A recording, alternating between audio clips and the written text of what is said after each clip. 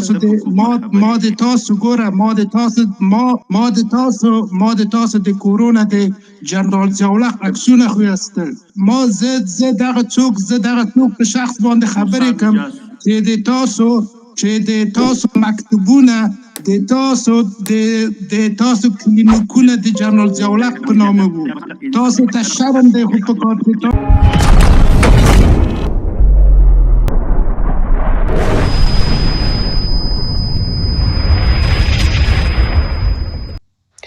ډېره زیاته مننه استاد محبوب.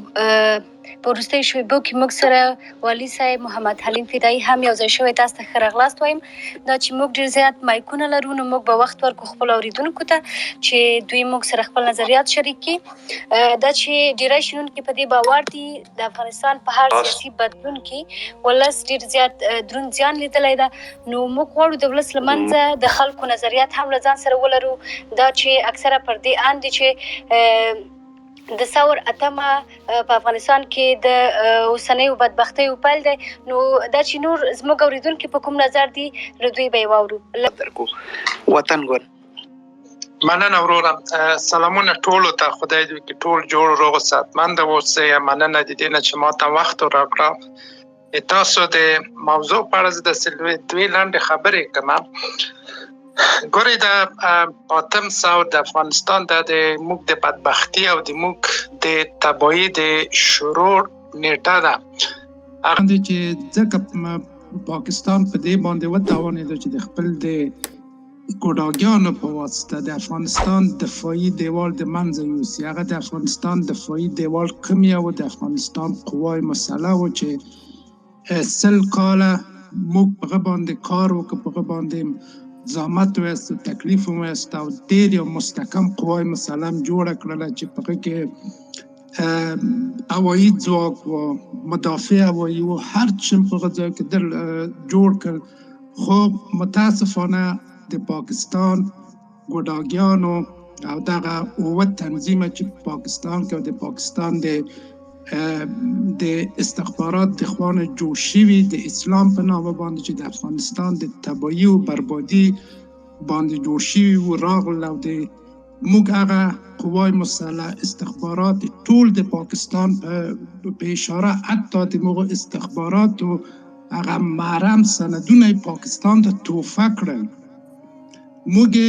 موږ لاسونه په شا کې وتړل، موږ د پاکستان په لاس کې ورکړو. حتی د موږ وخت استخباراتي شبکې چې په پاکستان کې وي هغه ټول همدغو خاینو ډلو په لاس باندې پاکستان ته وښودل. هغه پاکستان په لوی لاس باندې هغه د افغانستان جوړ شوي استخباراتي شبکې په هغه ځای کې ټول د منځه یوړل، تار و مار یې کړ، هغه خلک ټول هلته شهیدان کړل.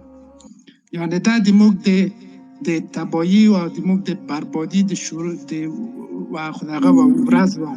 او بل په دې کې چې همدغه ډلې چې ځان دلته ناست دي او د دین او د اسلام نه په یو چا په بل چا باندې ټاپې، یو ته د کمونست خطاب کوي، یا ته د بل څه وایي، همدغه په لوی لاس باندې او زه په دې باندې نه پوهېږم چې دی په کوم مخ باندې راشي او دلته اوس هم ناست یا اوس هم د افغانستان د خلکو په مقابل کې خبرې کوي. هغه د موږ تجهیزات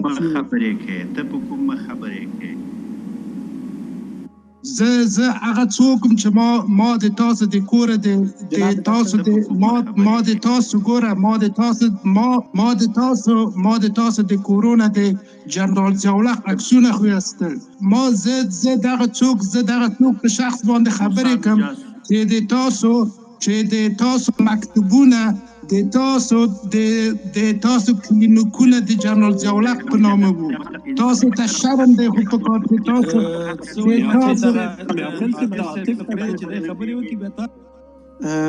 زموږ د پروګرام نوم دی ستاسې غږ. جناب ډاکټر صاحب محترمه، تاسو ته نوبت درکوو که تاسې له زموږ له اورېدونکو سره ډیالوګ وکړئ، دغسې بیا پروګرام اخلالېږي. زما خواهش دا دی پرېږدئ اورېدونکي خپل نظر سره ووایي، بیا تاسې د پروګرام د میلمه په توګه بیا خپل ځواب حتمن لرئ، ځکه دوی بیا لاندې اورېدونکو ته ځي نو دغه پروګرام به هم نه اخلالېږي، وخت به هم نه ضایع کېږي. او یعنې هر سړی خو تاسو خو خپل هم په دې نظر یاستئ، موږ ټول هر سړی د نظر حق لري او دا د دې حق ده چې د مجاهدینو دوره وننګي لکه څنګه چې استاد محبوب وننګو. دا ستاسو حق ده چې مجاهدینو ته هغه وکړي، د مجاهدینو دغه کوم کار چې کړی هغې ته په ښه سترګه وګورئ.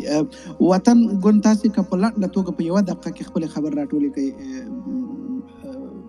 نو زما خواهش دا دی له مېلمنو امریکا جاسوسان په هغه ځای کې د منځه تللي، په هغه ځای کې د افغانستان عادي خلک د منځه نه دي تللي، په هغه ځای کې داسې خلک د منځه تللي چې هغه د افغانستان تداعب یې ایستلی دی، په هغه ځای کې داسې خلک د منځه تللي چې هغه لاس په لاس دغه اسنادو چې هغه د موساد و CIA و ISI و سپاه پاسداران مزدوران وو، هغه خلک وو چې د موږ د ملت د تباهي سبب کېدل. وخت چې دغه ټول د افغانستان خلک ویني، ګوره چې هغه خلک په قدرت راغلل کېناستل، موږ ته دننه څه حال دی د موږ تاسو.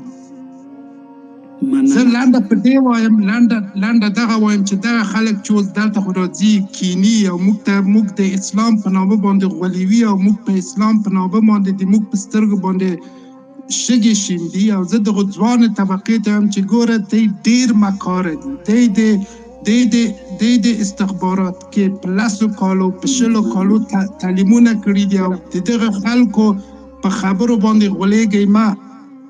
پوه شو. ډېره مننه وطن رمضان. ډېره مننه.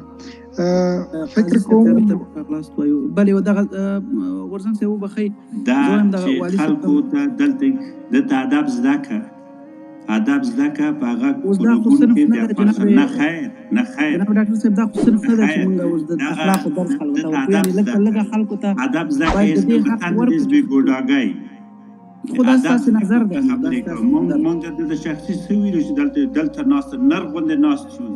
نه زه افتخار کوم چې د تا غوندې باطل عاطل د مفکورې پر ضد جنګېدلی، افتخار کوم چې د جهاد د ادرس نه خبرې کوم. هغه وطن تاسو نو ولې د مایک نه ختموي وروره دا ټول د خبرې د ډاکټر صاحب صحیح خبره نه ده دا د چې خبرې کې مونږ ته کېږو ادب ورته زده کړه وطن ګوند دی. جناب ډاکټر صاحب زما خواهش دا دی نه پوهېږم ولې دلته قاضي صاحب نجیب جامع شته، ډاکټر صاحب برهاني شته، یعنې د مجاهدینو له هغه نه ډېر ملګري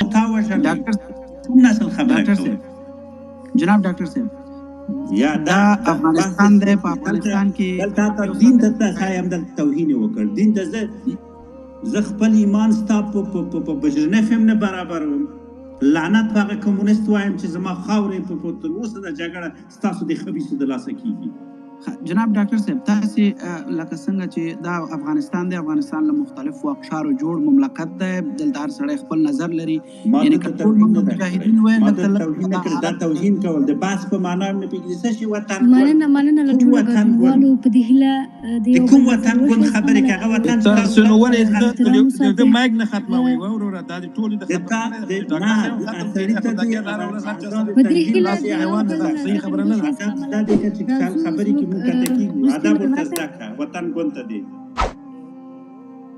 جناب ډاکټر صاحب زما خواهش دا دی نه پوهېږم ولې دلته قاضي صاحب نجیب جامع شته، ډاکټر صاحب برهاني شته، یعنې د مجاهدینو له هغه نه ډېر ملګري شته چې دفاع کوي، تاسې ولې نه پوهېږم مایک خلاصوئ دا مجلس اخلالېږي په دې شکل. زما امینه جان مهرباني وکړئ اورېدونکي واخلئ بیا به والي صاحب ته ورشو. قاضي صاحب جامع تاسې ته ښه راغلاست وایو. ټول د خبرې د ډاکټر صاحب صحیح خبره نه ده دا د چې خبرې کې مونږ ته کېږو ادب ورته زده کړه وطن ګوند دی. جناب ډاکټر صاحب زما خواهش دا دی نه پوهېږم ولې دلته قاضي صاحب نجیب جامع شته، ډاکټر صاحب برهاني شته، یعنې د مجاهدینو له هغه نه ډېر ملګري شته چې دفاع کوي، تاسې ولې نه پوهېږم مایک خلاصوئ دا مجلس اخلالېږي په دې شکل. زما امینه جان مهرباني وکړئ اورېدونکي واخلئ بیا به والي صاحب ته ورشو. قاضي صاحب جامع تاسې ته ښه راغلاست وایو، یعنې تاسې ډېر وخت لرئ ډاکټر صاحب عاطف او نور دوستان. مننه بیا هم په دې هیله چې ټول وسې کولی د یو بل نظر وزغمئ. راځو خپل وروستي مېلمه ته محمد حلیم فدایي چې له موږ سره په وروستیو کې یو ځای شو. زموږ نورو مېلمنو د اتم دسمبر په اړه خپل نظریات سره شریک کړل. کېدای شي تاسو ووایئ چې تاسې اتم دسمبر ته د بریا که د ناکامۍ په سترګه